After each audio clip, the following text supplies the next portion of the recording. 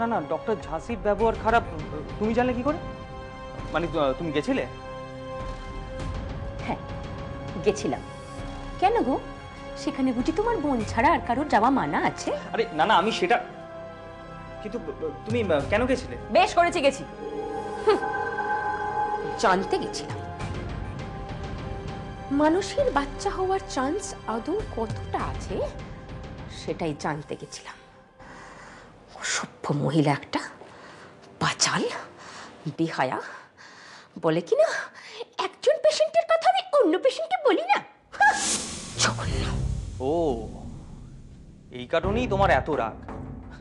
তা চিত্রা, তোমারই বা যাওয়ার কি দরকার ছিল? এটা ওদের ব্যাপার, ওদের উপরই ছেড়ে দাও। না, ওদের ব্যাপার নয়, এটা আমারও ব্যাপার। কারণ ওদের এই ঘটনার সঙ্গে আমার ভবিষ্যৎটাও নির্ভর করছে। আমার স্বপ্ন আমি এত সহজে ভেঙে যেতে দেব না। ডক্টর ঝাঁসির জন্য রইল আমার চ্যালেঞ্জ।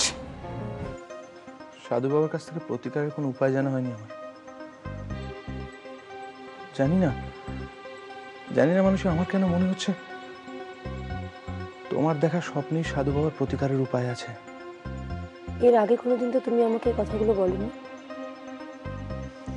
কি বলবো?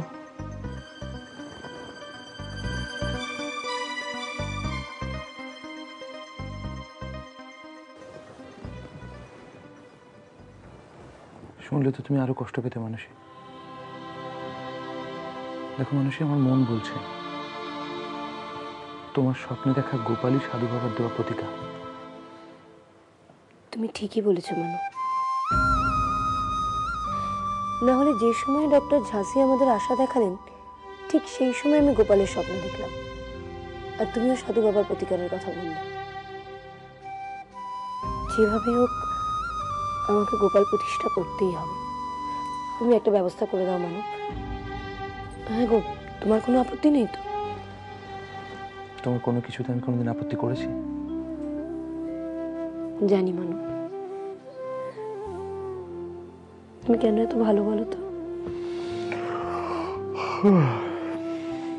ঠাকুরমশাইকে খবর দিতে হবে, কিন্তু সমস্ত ওই দিনক্ষণ টিনক্ষণগুলো দেখে নিতে হবে।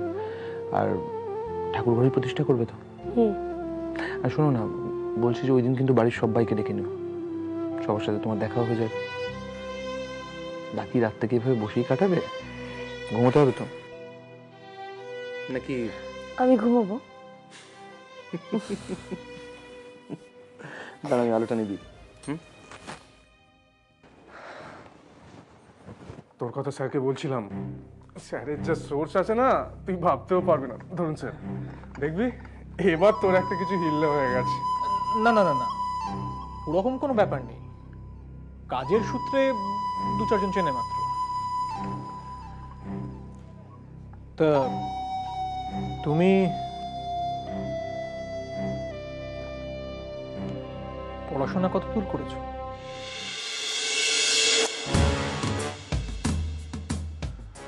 এই